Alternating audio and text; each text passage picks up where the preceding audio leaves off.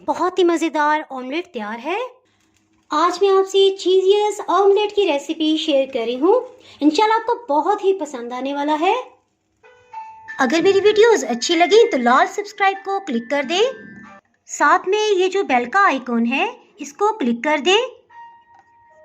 इसको क्लिक करने से आपको मेरी हर नई वीडियो का नोटिफिकेशन सबसे पहले फ्री में मिलेगा। बिस्मिल्लाहिर्रहमानिर्रहीम की रेसिपी को स्टार्ट करते हैं। 3 अंडों को अलग अलग तोड़ के एक बाउल में शामिल कर देंगे। सबसे पहले इसमें कुछ मसालों को शामिल करते हैं। नमक 1 चाय की चम्मच लेवल करके, लाल मिर्च पाउडर 1 चाय की चम्मच भर के लिया है, गरम मसाला पाउडर 1 चाय की चम्मच का चौथाई हिस्सा, हाफ क्रश खुश्क धनिया आधी चाय की चम्मच। इसे खूब अच्छी तरह से मिक्सअप कर लेंगे।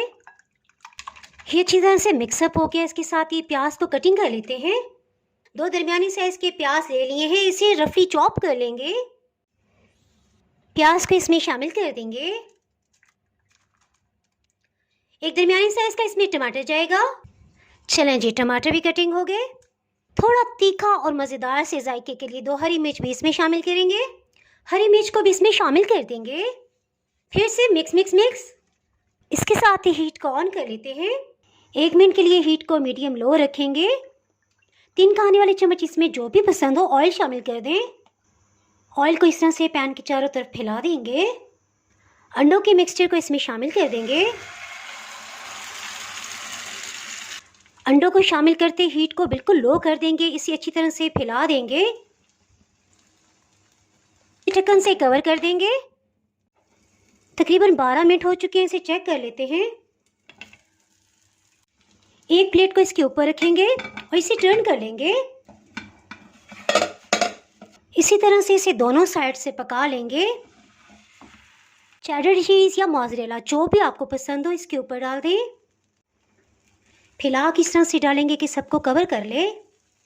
थॉइम या ऑरिगेनो जो भी आपके पास हो आधी चाय की चम्मच इस पर स्प्रिंकल कर दें।